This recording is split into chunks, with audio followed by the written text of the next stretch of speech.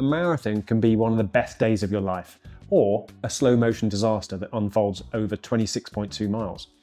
Today I'm going to show you the 5 worst mistakes you can make during a marathon, including one that even experienced runners make almost every time. Whether you're chasing a personal best or simply hoping to finish strong, the marathon has a way of exposing small errors and turning them into big consequences. In this video, we'll walk through 5 common race day mistakes I see repeatedly as a coach, from pacing errors to preparation problems, and even missing the moment itself. Avoid these and you give yourself a far better chance of running well, finishing strong, and actually enjoying the experience. Before we start, here's something many runners underestimate. Most marathon disasters don't come from a lack of fitness, they come from decisions made in the first hour of the race. That's why experienced marathon runners often say the real skill of the marathon isn't speed, it's judgment. If you stay patient early and avoid the traps we're about to discuss, the final 6 miles or 10 kilometers of your marathon can feel very different from the typical survival shuffle. The first mistake is starting too fast. And it does sound obvious, and every marathon coach says it, and yet almost every runner ends up doing it when the race begins. After all, you're fully rested and tapered, your legs feel fresh, the crowd is loud and the energy at the start is motivational. Suddenly your planned marathon pace feels surprisingly comfortable, even a little slow. So you drift 5 to 10 seconds per mile faster than you planned, maybe even a little more. And early on, it still feels easy.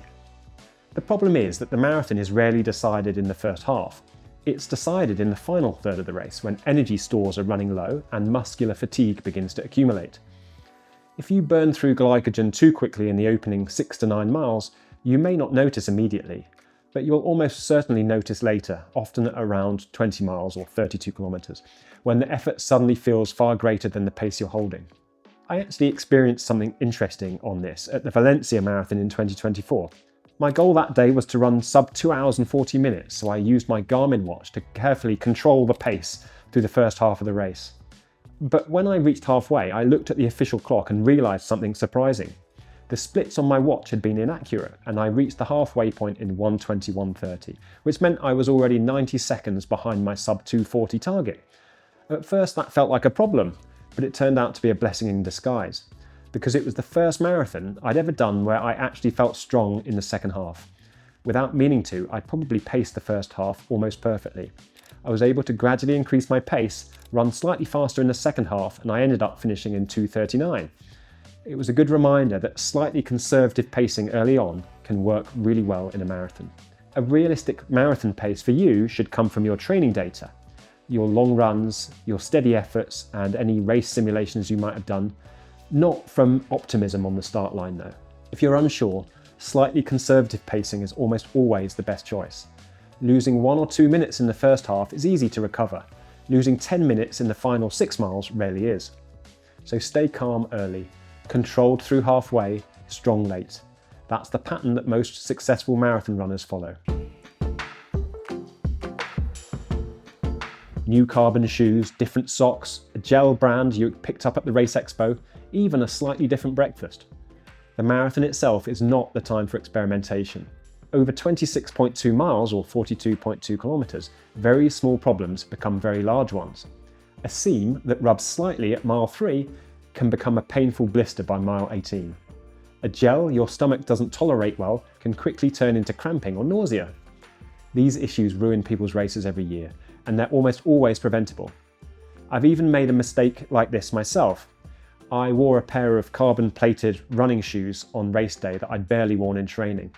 They were so expensive and they wore out quite quickly, and so my temptation was to save them only for racing. But the downside is that your body hasn't really adapted to how you run in new shoes.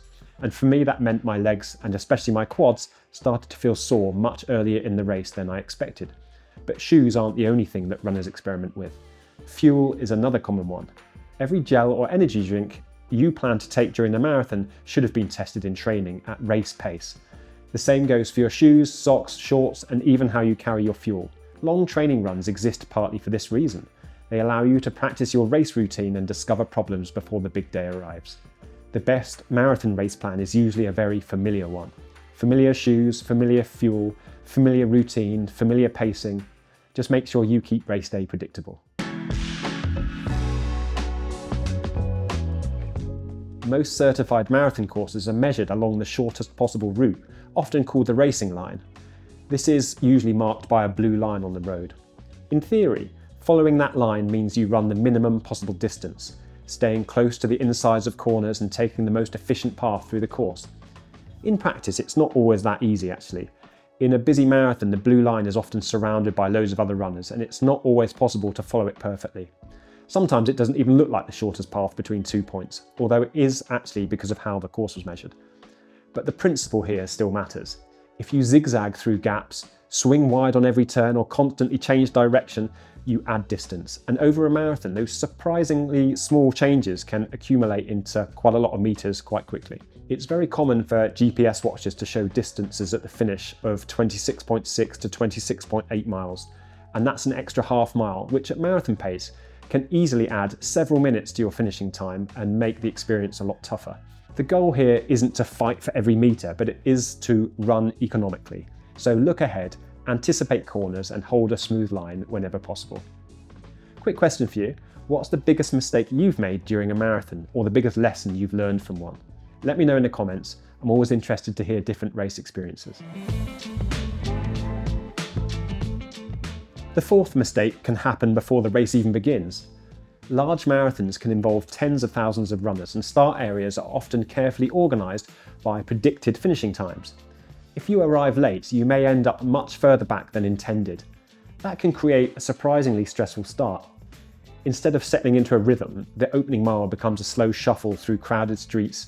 You accelerate, you brake, and you weave around runners moving at very different speeds. Not only does that waste energy, it messes up your pacing plan before the race has properly begun. There's also a psychological cost to it. Your stress levels rise and you begin the marathon feeling like things are already compromised. It's also remembering that you might end up standing in your start pen for quite a while before the race actually begins. Some marathons allow you to bring extra clothing to keep warm while you wait, which can be discarded just before the start. That small detail can make a big difference to your comfort if you're standing around for 30 minutes. Arriving earlier than you think you need allows you to warm up gently, use the toilets without such panic, and enter your start pen calmly. The marathon is long, and beginning it without extra stress is a real advantage.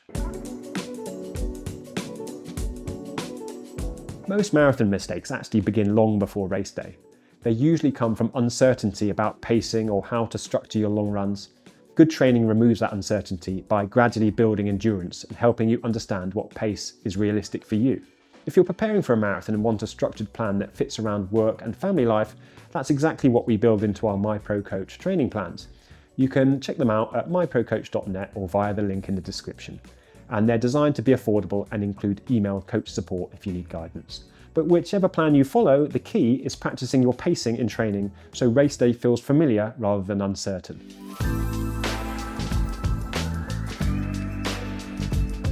Major races create extraordinary atmospheres.